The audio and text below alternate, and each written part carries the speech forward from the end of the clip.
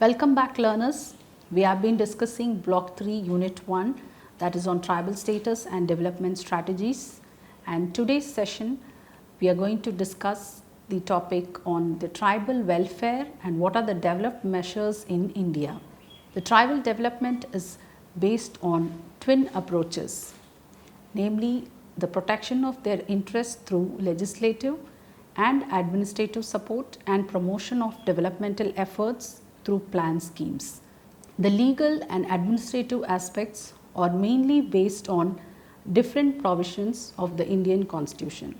There are more than 20 articles and 2 special schedules in the Indian Constitution which have been primarily designed for the redressal and upliftment of scheduled tribes following the policy of positive discrimination and affirmative action. Now let us look at some of the important articles. Article 14 confers equal rights and opportunities for all. Article 15 rules out any discrimination on the ground of sex, religion, race, caste, etc. And Article 15(4) enjoins upon the state to make special provision for the advancement of any socially and educationally backward classes. Article 16(4) empowers the state to make provisions for reservation in appointment or posts in favor of any backward classes which in the opinion of the state is not adequately represented. Article 46 deals with the positive responsibility of the state to take necessary steps for the promotion of educational and social interest of the weaker sections of the society, and in particular the scheduled tribes, and promises to protect them from social injustice and all forms of exploitation. Article 275(1) deals with the grant in aid for promoting the welfare of scheduled tribes for raising the level of administration of the scheduled areas. Articles 330, 332 and 335 stipulate reservation of seats for scheduled tribes in Lok Sabha and in the state legislative assemblies and in services. There are 2 schedules in the Indian Constitution to deal with the tribals and scheduled areas. The 5th schedule of the Indian Constitution lays down certain prescriptions about the scheduled areas as well as scheduled tribes in states other than Assam, Meghalaya, Tripura and Mizoram by ensuring submission of annual reports by the governors to the President of India regarding the administration of scheduled areas and setting up of tribal advisory councils to advise on matters related to the welfare and advancement of scheduled tribes. The 6th schedule refers to the administration of tribal areas in the states of Assam, Meghalaya, Tripura and Mizoram by designating certain tribal areas as autonomous districts and autonomous regions, and also by constituting district councils and regional councils. In order to involve the tribal people in the entire process of planning and decision making at the local level, the 73rd and 74th amendments of the Constitution are extended to the scheduled areas through the Panchayats Act 1996.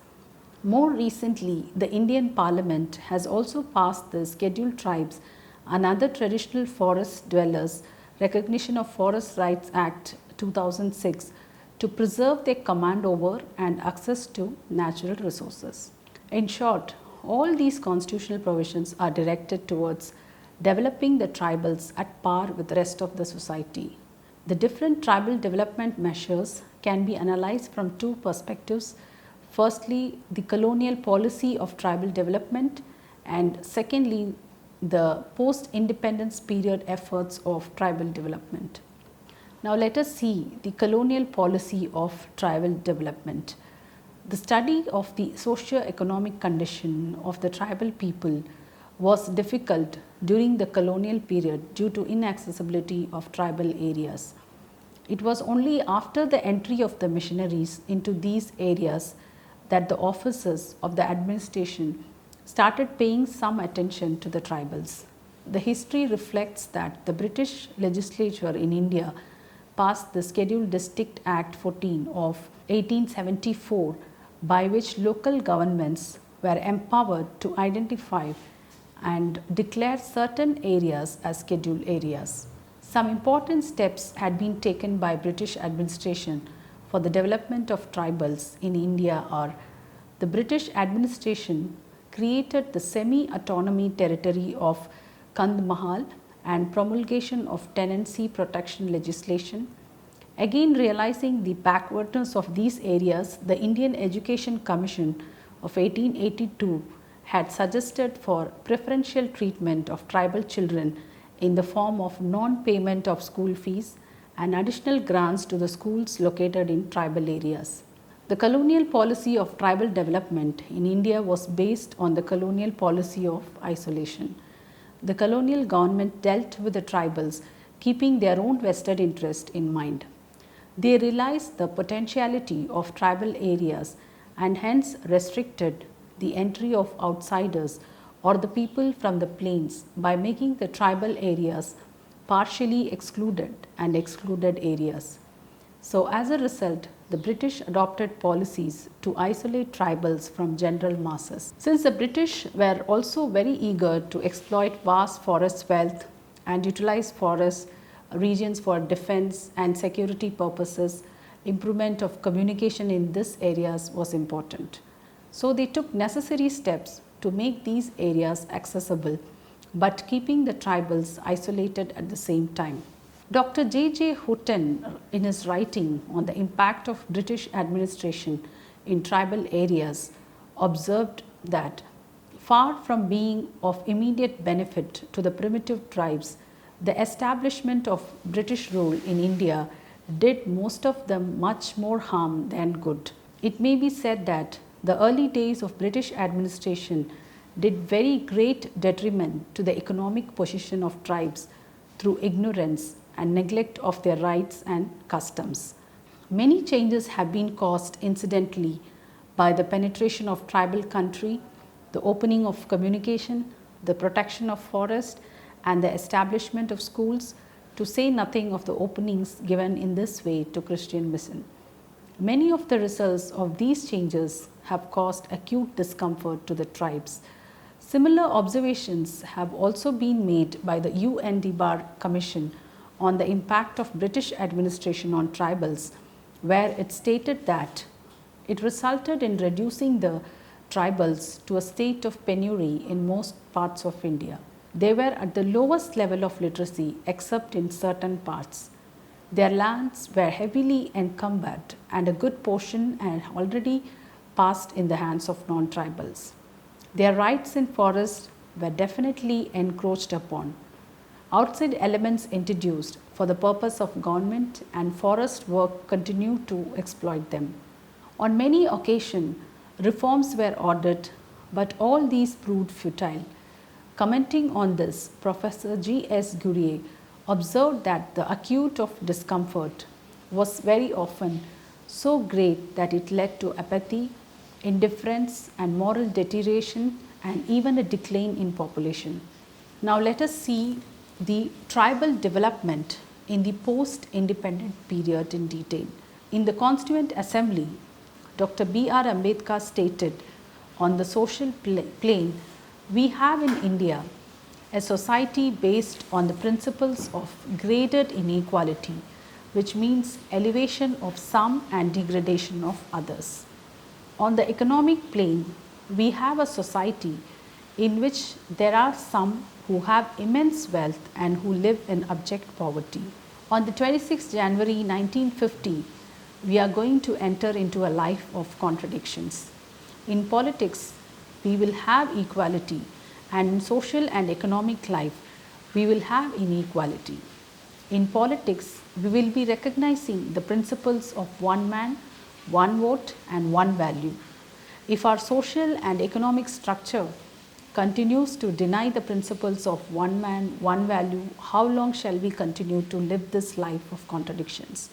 How long shall we continue to deny equality in our social and economic life? If we continue to deny it for long, we will do so only by putting our political democracy in peril.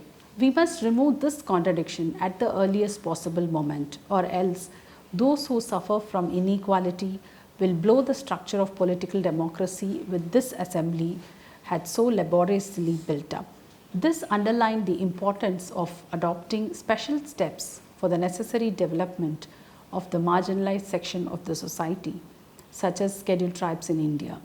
It is relevant to mention here that there is no explicit or officially laid down tribal policy. The policy thus is derived from the constitutional provisions, various acts and plans and programs. As far as strategies are concerned, a focused and special effort was made during the 5th 5-year plan to evolve a strategy for areas having concentration of tribal population. After independence, there was a hot debate on the approach to tribal development in India. The debate revolved around the colonial policy of isolation and the nationalistic policy of assimilation and integration.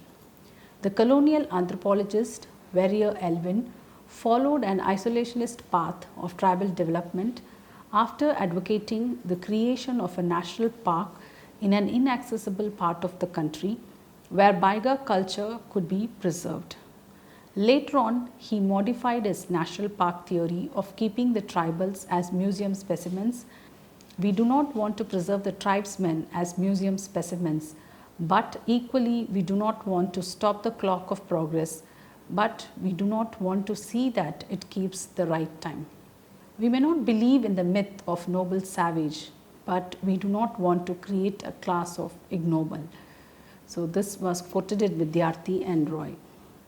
This modification of national park theory provides backdrop to Nehruvian model of tribal development, popularly known as the Panchsheel or 5 pillars of tribal development. The 5 fundamental principles are: tribal should develop along the lines of their own genius and nothing should be imposed upon them. There should be respect for tribal rights on land and forest. A minimum investment of outsiders in their administration and development.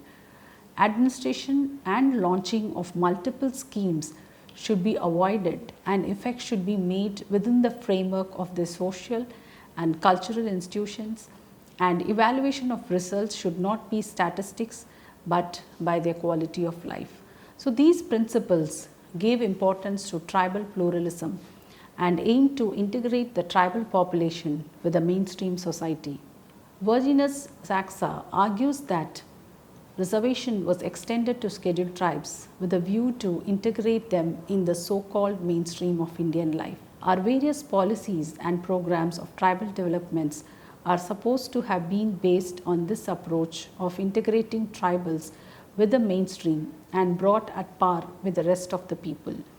As far as the tribal development is concerned, both the central and state governments have taken series of positive steps for the development of the tribal communities in India. However, the strategies, efforts of the central government will be benefited to all tribal people that have been included in the scheduled list, and the steps taken by the state's government will be confined to the tribal people of the concerned states. So in this context, different subjects related to the tribal development have been specifically mentioned in the union as well as state list. So let us see those subjects in detail. Now when we look at the union subjects, there is welfare of ex-criminal tribes, inclusion and exclusion in the scheduled list for tribes, the prevention of atrocity so far as it relates to scheduled tribes. Now in the state subjects, there is welfare of scheduled tribes, execution of special schemes and coordination of the work undertaken by other departments of the government in this direction, submission of annual reports to the President regarding administration of scheduled areas, all matters relating to Tribes Advisory Council, application of laws to the scheduled areas, regulations for peace and good governance of scheduled areas, problems of shifting cultivation, organization and control of Tribal and Harijan Research cum Training Institute, central grants under Article 275(1) of the Constitution of India, sub-plan for tribal regions and matters related thereto, matter relating to different provisions of preferential treatment policy of various states and rules framed thereunder, matters relating to tribal development cooperative corporation, education of scheduled tribes, matters relating to Academy of Tribal Dialect and Culture, rehabilitation and resettlement of tribals, all planned, non-planned central and centrally sponsored schemes concerning the tribals, the entire field establishment and matters relating to education under the erstwhile Harijan and Tribal Welfare Department except the Educational Institution for Scheduled Caste. Over the years, numerous outreaching policies and programs such as anti-exploitative, protective, economics, social, cultural and welfare measures have been adopted by the central and different state governments. All these measures are of two types: overall planning at the micro level and specific tribal development schemes for the welfare of the tribal communities at the macro level. Now let us see in detail the tribal sub-plan. What is tribal sub-plan? Tribal sub-plan is a plan within the state plan aimed at an area development of scheduled tribe, concentrated areas with focus on tribal population. The relatively few achievements of tribal development up to the fourth 5-year plan led to the emergence of tribal sub-plan, and it was brought into effect the commencement of the fifth 5-year plan in the year 1974 to 75. The special responsibility of the Union government in terms of the constitutional provisions was also spelled out.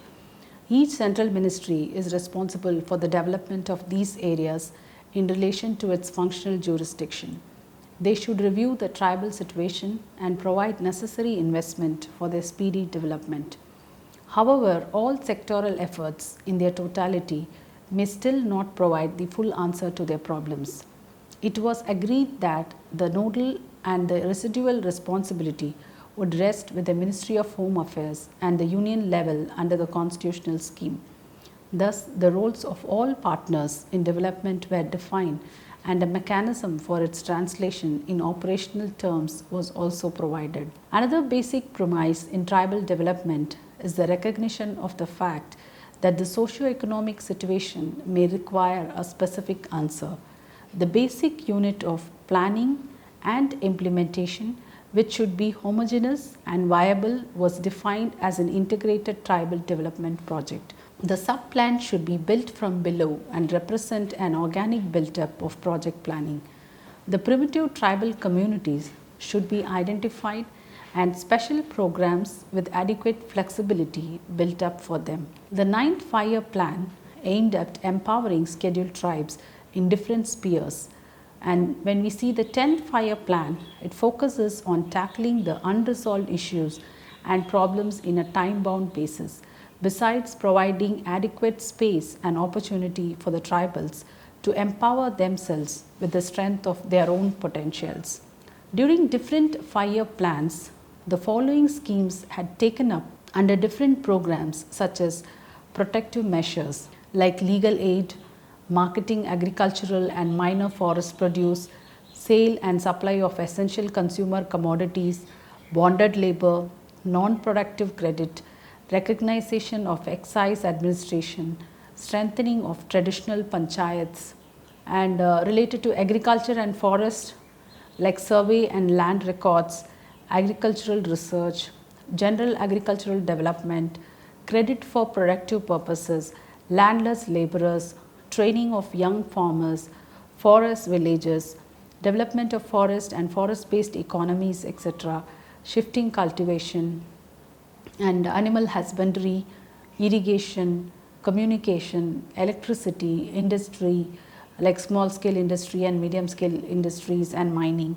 There were also special programs for tribals affected by major projects, and also there were isolated small tribal communities. Now coming to the education, 100% coverage of children in age group of 6 to 11 and 75% in age group 11 to 14.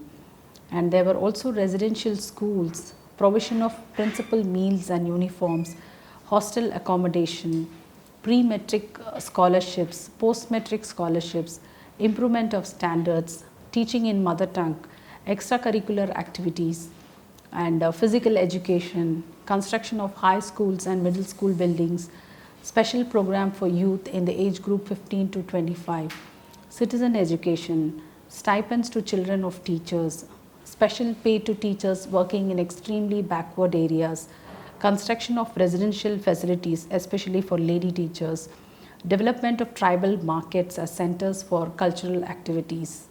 Then coming to public health, there were new public health centers, free medicines, special clinics and mobile dispensaries, safe drinking water, research on tribal housing, development of small model towns in tribal areas, and talking about the administrative and voluntary agencies, strengthening administrative structure, housing for personnel in extremely backward areas, special pay for personnel belonging to development department working in extremely backward areas, and aid to voluntary organizations.